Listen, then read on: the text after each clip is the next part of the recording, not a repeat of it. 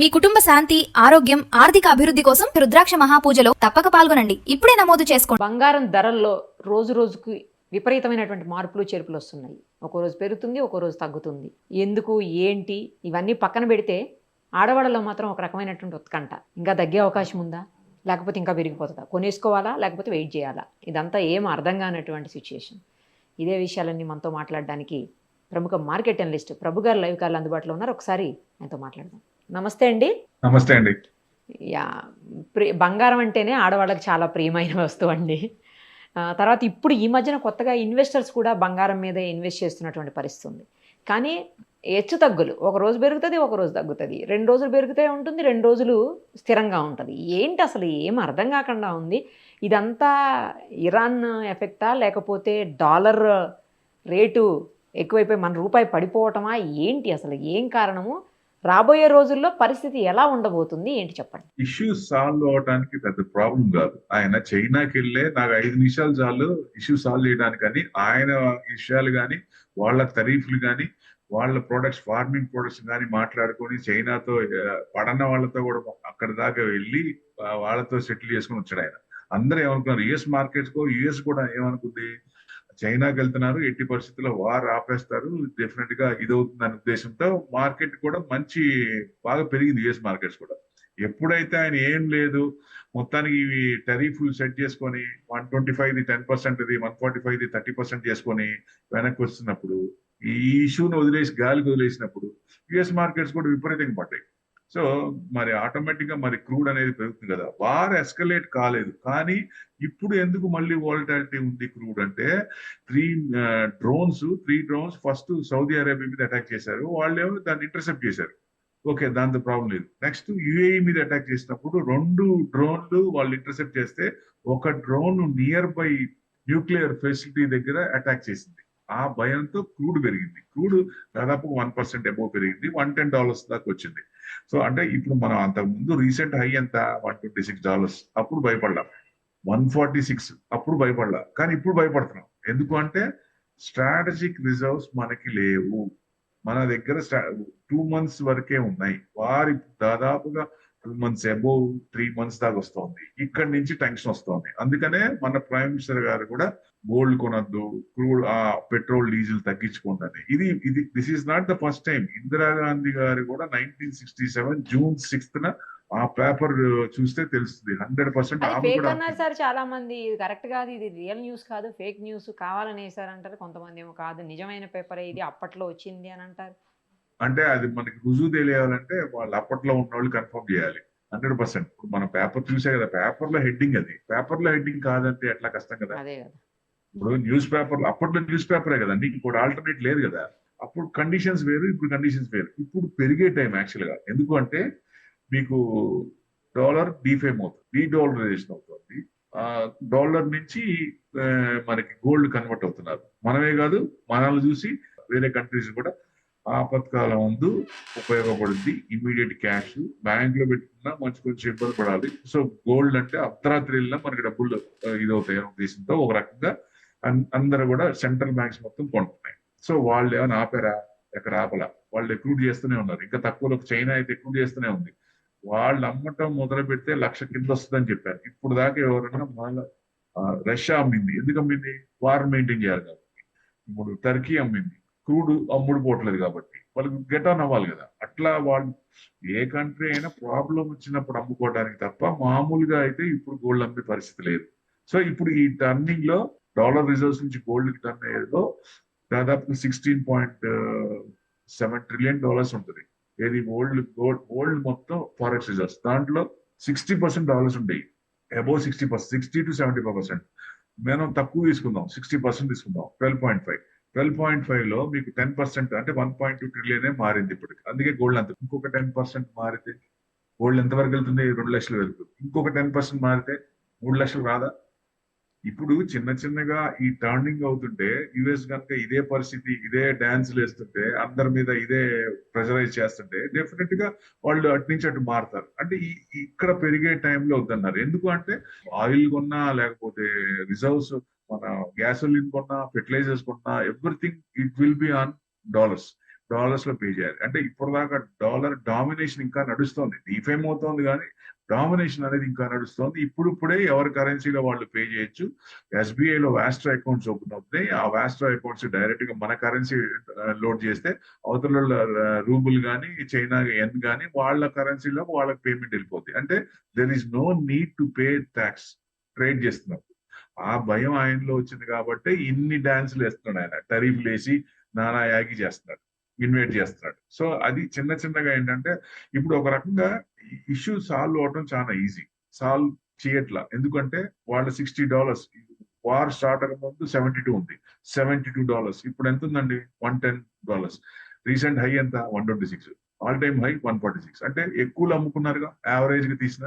So ఈ issue కనుక continue అయితే వాళ్ళ దగ్గర ఉన్న ఆయిల్ అమ్ముకునేదాకా, అంటే ఆయన టార్గెట్ క్రూడ్ ఆయిల్ మొత్తం టోటల్ టన్స్ మీరు అమ్మాలి అనుకున్నప్పుడు అంతవరకు ఆయన ఆగడు, సెటిల్ కాదు. ఎప్పుడైతే వాళ్ళ టార్గెట్ రీచ్ అయిందో అప్పుడు రీచ్ అయ్యి అప్పుడు క్రూడ్ కొంచెం తగ్గే ఛాన్స్ ఉందేమనిపిస్తుంది. ఎందుకంటే ఇప్పుడు నిజంగా నెగోషియేషన్స్ అంటే ఇట్స్ ఇంప్రాక్టికల్ నెగోషియేషన్స్. అసలు ప్రాక్టికల్ గా జరిగేవా?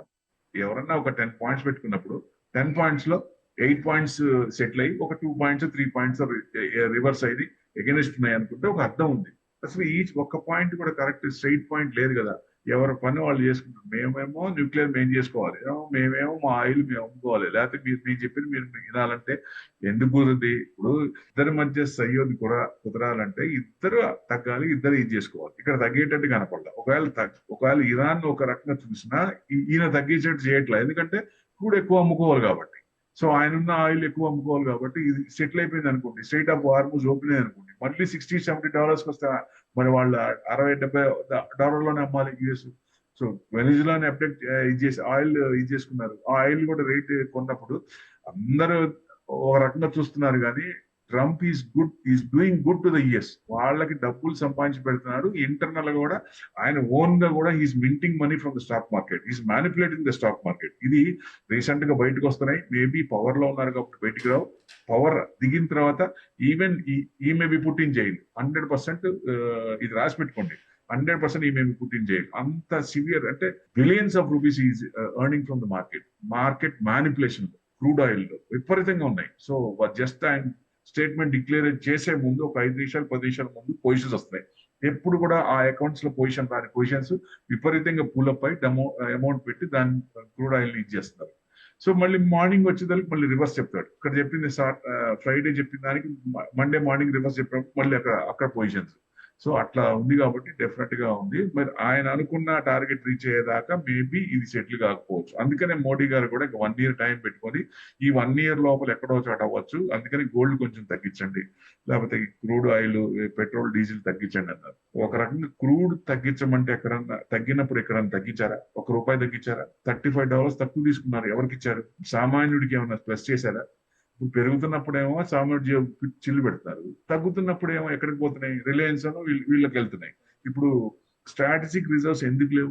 ఇప్పుడు ప్రైవేట్ ప్లేస్మెంట్ పెట్టి గవర్నమెంట్ పీపీబీ పార్ట్నర్షిప్ కింద స్ట్రాటజిక్ రిజర్వ్స్ పెట్టుకుంటే ఫ్యూచర్ లో ఇబ్బంది లేదు. ఫ్యూచర్ లో ఆయిల్ వచ్చినప్పుడు ఇబ్బంది లేదు. మనం ఎట్లాగో ఇంకొక 10 years లోపల ఫసల్ ఫ్యూయల్ నుంచి ఈవీకి మారదాం అనుకుంటున్నాం. మీరు ఇప్పుడు ఈవీని ప్రమోట్ చేయండి. ఇప్పుడు లక్షన్నర ఇచ్చే డిస్కౌంట్ కూడా ఎత్తేసారే. మరి అది ఎత్తేసి మళ్ళీ ఇప్పుడు ఈవీస్ కొనమంటారు, ఎట్టకుంటారు? ఇప్పుడు ఒక ప్లాట్ఫామ్ అలవాటు కష్టమైన ప్లాట్ఫామ్ నుంచి మీరు ఇంకొక ప్లాట్ఫామ్ కి రావాలన్నప్పుడు దాని మీద కొన్ని ఇది ఉన్నాయి, తగలబడిపోతున్నాయి, ఎండకి ఇదైపోతున్నాయి, చిన్న రవ్వ వచ్చిన పెద్ద పెద్ద బస్సులు తగలబడిపోతున్నాయి. సో ఆ జనాల్లో ఆ భయం పొర అలా ఉంది. ఆ పొరను తొలగించండి. ఇది కాదు, ఇది సేఫ్ అని చూపించండి, డిస్కౌంట్లు ఇవ్వండి. ఇప్పుడు సోలార్ కి డిస్కౌంట్స్ ఎలా ఇస్తున్నారో ఇప్పుడు ఈవీస్ కూడా ఇవ్వండి. 10 లక్షల కారు మీద 3 లక్షలు 4 లక్షలు చేయండి. ఎందుకు కొంటారు? ఎక్కువ మంది డిస్కౌంట్ ఇస్తే అట్రాక్ట్ అవుతారు కదా, అప్పుడు ప్లాట్ఫామ్ మారుతుంది.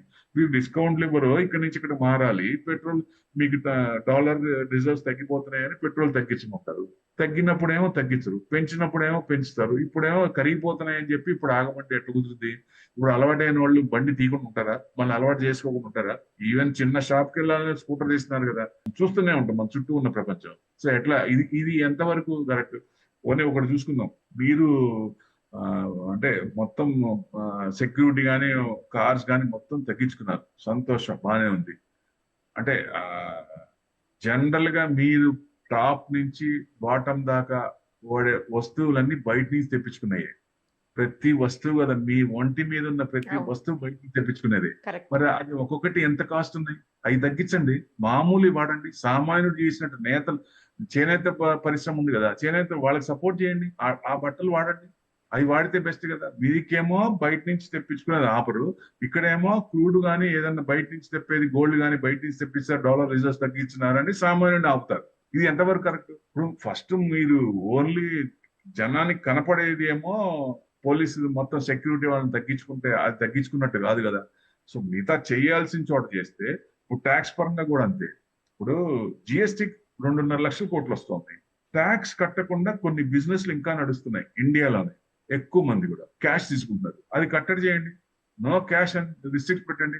ట్రాన్సాక్షన్ మీద ఛార్జెస్ పెట్టండి యుఎస్ లో లాగా. ఇప్పుడు 10 లక్షల కోట్లు జిఎస్టీ కింద వస్తుంది. ఈ 10 లక్షల కోట్లు దీని నుంచి వచ్చినప్పుడు ట్యాక్స్ వేరే తగ్గించుకోవచ్చు. మీ సుబ్రహ్మణ్యం గారే చెప్తున్నారు కదా, మిడిల్ అండ్ లోవర్ మిడిల్ ఇండియాలో ఎక్కువ ట్యాక్స్ తీసేయండి, ఇన్కమ్ ట్యాక్స్ ఎత్తేయండి. ఇప్పుడు అలాంటి ఎత్తేసినప్పుడు ఇలాంటి సోర్సెస్ చాలా ఉన్నాయి ఇండియాలో. ఇట్లాంటి వాటిని కనుక ఇంప్లిమెంట్ చేస్తే, చట్టా కూడా చెప్పారు కదా ఎంపీ మన పార్లమెంట్ లో కూడా, అట్లానే కొన్ని ఇంప్లిమెంట్ చేస్తే డెఫినెట్ గా మంచి ఛాన్స్ వస్తుంది. ట్యాక్స్ పెట్టి, ఇన్కమ్ ట్యాక్స్ పెట్టి స్క్రూ చేయాల్సిన అవసరం ఉండదు. సో ఇలా స్ట్రాటజిక్ రిజర్వ్స్ పెరిగినప్పుడు ఫ్యూచర్ లో మనం షేక్ అవ్వాల్సిన పని లేదు. ఎట్లాగో మనం 10 years అనుకున్నాం కాబట్టి 10 years లో రావాలి అంటే కొన్ని ట్యాక్స్ హోప్స్ అవన్నీ ఇస్తేనే డెఫినెట్ గా వస్తాయి. ఇండియాలో ట్యాక్స్ అనేది విపరీతంగా ఎక్కువ ఉంది. HNI are leaving in India. వాళ్ళు 30% స్లాబ్ లో ఉన్న వాళ్ళు 42% కడుతున్నారు. అంటే ₹1 కోటి సంపాదించిన వాళ్ళు 42 లక్షలు కట్టాలి.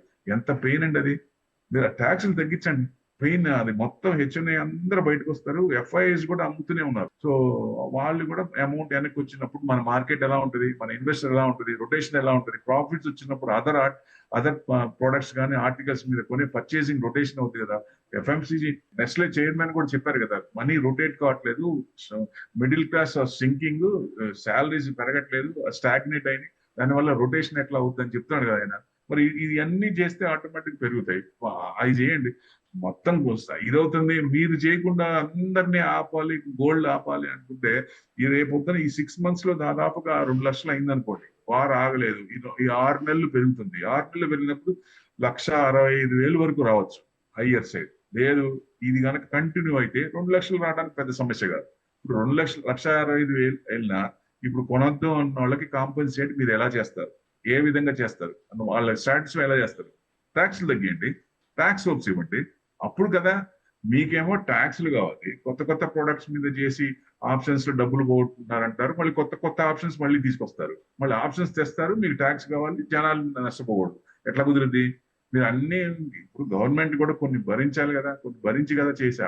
ట్యాక్స్ వస్తుంది కదా విపరీతంగా పెట్టేది. జంట నగరాలు ఆప్షన్స్ లో డబ్బులు పోగొట్టుకుంటున్నారని మీరే చెప్తున్నారు.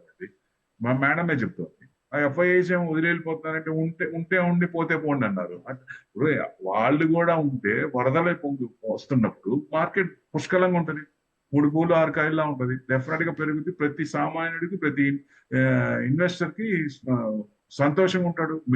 మిడ్ క్యాప్ అండ్ స్మాల్ క్యాపే కదా పెట్టేది, లార్జ్ క్యాప్ కొనలేరు. మన వాళ్ళు ఎక్కువ మిడ్ అండ్ లోవర్ మిడిలే కాబట్టి తక్కువ ఉన్న స్టాక్స్ కొనుక్కుంటారు. అట్లాంటి స్టాక్స్ పెరుగుతున్నప్పుడు అందరికీ డబ్బులు వచ్చే ఛాన్స్ ఉంటుంది, రొటేషన్ అయ్యే ఛాన్స్ ఉంటుంది, జిఎస్టీ కూడా విపరీతంగా అయ్యే ఛాన్స్ ఉంటుంది. ఇప్పుడు జిఎస్టీలో కూడా ఏం చేయాలో, ఏం ఇంప్లిమెంట్ చేయాలో అది ఇంప్లిమెంట్ చేయండి. 100% మీకు 2.5 లక్షల కోట్లు వచ్చింది అంటే 2,46 lakhs crores వచ్చింది. అది 10 లక్షలు రావడానికి చాలా ఈజీ. ఇది ఇంప్లిమెంట్ చేయండి. 10 లక్షల కోట్లు రాకపోతే అప్పుడు అడగండి. ప్రతి బిజినెస్ కూడా ఆన్లైన్ ట్రాన్సాక్షన్ చేయండి, జిఎస్టీ కట్టమండి. జిఎస్టీ కట్టకుండా కొన్ని బిజినెస్ లు లక్షల కోట్లు సంపాదిస్తున్నారు. అది ఎట్లా కుదురుద్ది? మరి మిగతా వాళ్ళు ఏమో చిన్న చిన్న బిజినెస్, చిన్న షాప్ పెట్టుకున్నాడు, చిన్న హోటల్ పెట్టుకున్నాడు, వాళ్ళేమో జిఎస్టీ కట్టాలా? మీరు బిజినెస్ అవన్నీ ఏమో బిజినెస్ ₹1 కట్టరా? ఎంతవరకు? క్యాష్ తీసుకున్నంత కాలం డెఫినెట్ గా జిఎస్టీ కట్టరు. సో డెఫినెట్ గా మీరు ఆన్లైన్ చేయండి. దాని ప్రకారంగా ఏ ట్రాన్సాక్షన్ చేసినా 2%, 1.5%, 1% యూఎస్ లాగా పెట్టండి. అప్పుడు మొత్తం మారిపోద్ది, సినారియో మారిపోద్ది. అసలు ట్యాక్స్లు ఇండియాలో చాలా తక్కువ అనే ఫీలింగ్ కూడా వస్తుంది. పర్ఫెక్ట్ సార్, కరెక్ట్ చెప్పారు. Thank you. Let us see. Thank you so much. Thank you.